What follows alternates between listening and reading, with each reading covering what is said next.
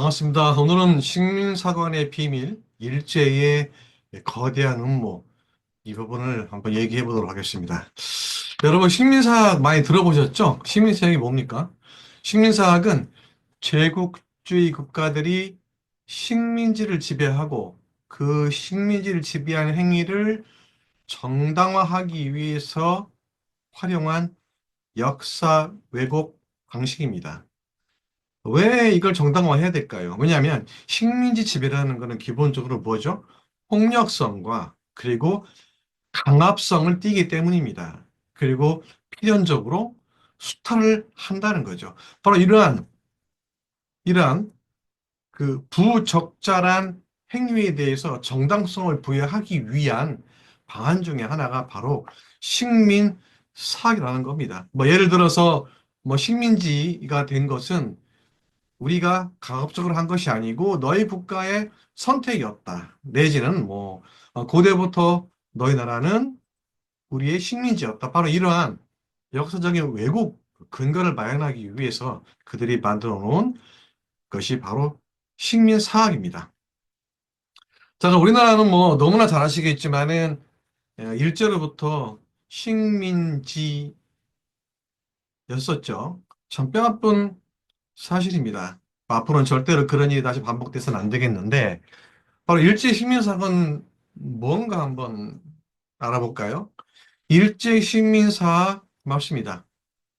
한반도 식민 통치를 정당화를 하려고 하는 것, 그리고 한국인의 민족의식을 말살시키는 것, 그리고 역사를 만들어 내는 것, 그러기 위해서 한국사를 왜곡하고 폄하하는 역사관. 이게 바로 일제의 식민 사학입니다. 굉장히 간단하죠. 복잡한 게 아닙니다. 네, 간단하죠.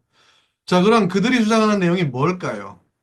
자, 한국의 역사는 뭐 너희들이 뭐 몇천 년, 반만 년 역사라고 하는데 그거 아니야. 그건 아니고 너희 한국의 역사는 반도 사관이야. 무엇이냐? 너희들의 역사는 너희 민족은 한 번도 한반도를 벗어난 적이 없어. 그 너희들은 반도에만 머물러 있던 그런 작은 나라였다. 이렇게 주장하는 거죠. 자, 또 하나 뭐냐면 정체성입니다. 정체성 왜곡. 자, 너희들은 한반도에 있으면서 한 번도 발전한 적이 없었어. 그나마 역사적으로 지금 일본이 너희 한국을 근대화 시켰어.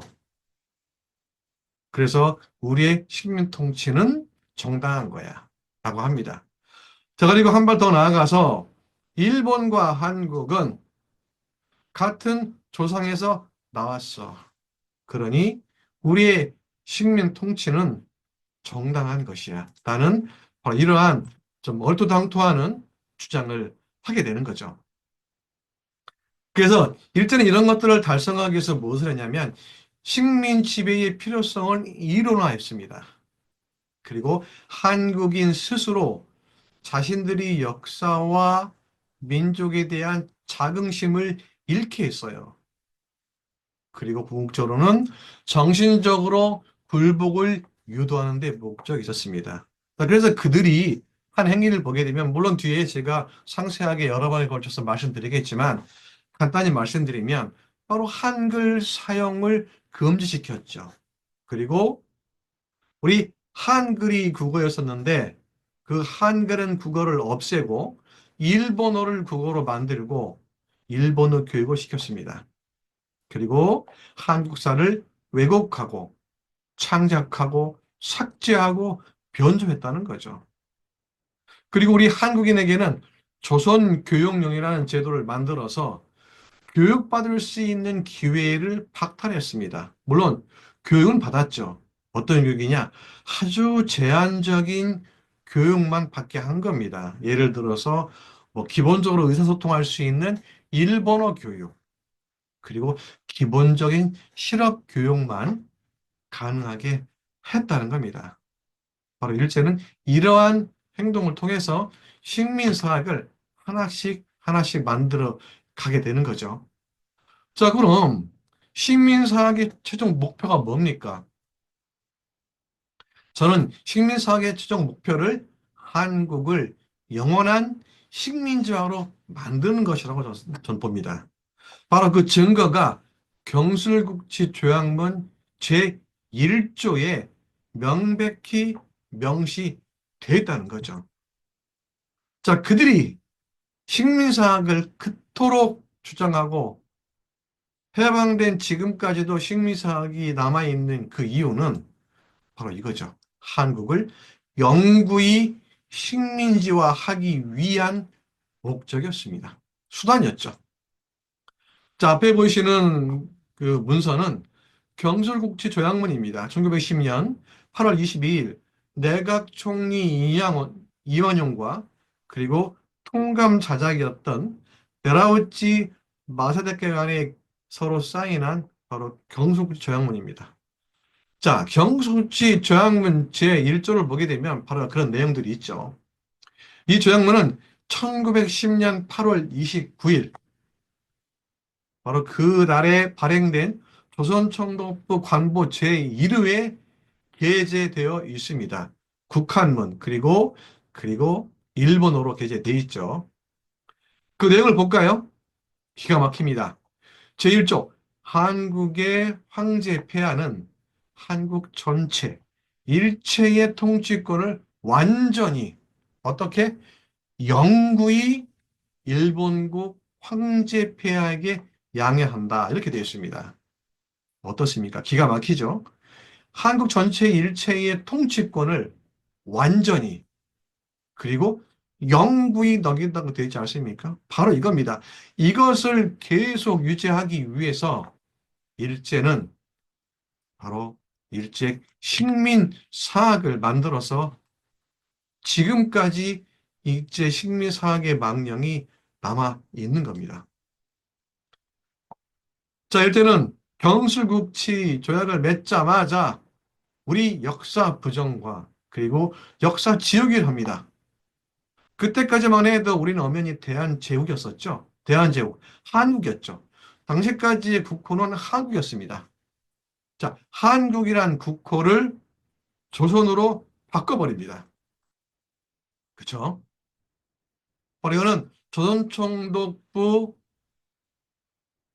발행한 앞에 보셨던 바로 조선총독부 관보 제1호에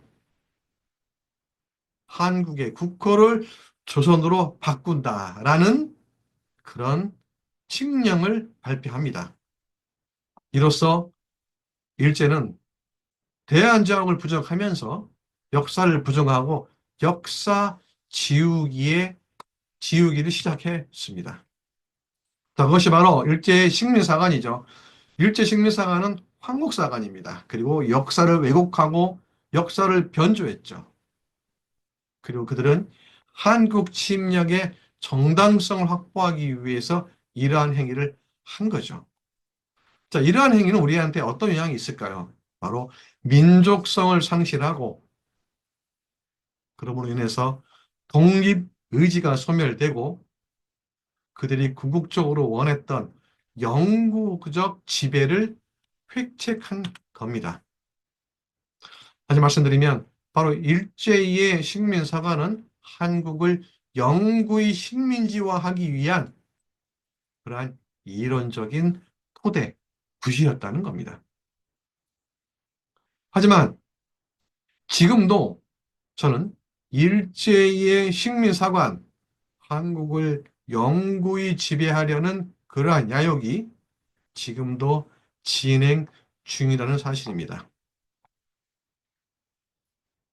자, 다음 시간에는 이 뒤를 이어서 좀 더 자세하게 그들이 어떻게 우리의 역사를 왜곡했고 변조했고 만들어냈는지 그리고 현 시점에서 우리가 왜 이 일제의 식민 상황을 되돌아봐야 되는지 그리고 우리가 어떻게 해야 되는지 한번 이야기를 나누는 시간 갖도록 하겠습니다. 감사합니다.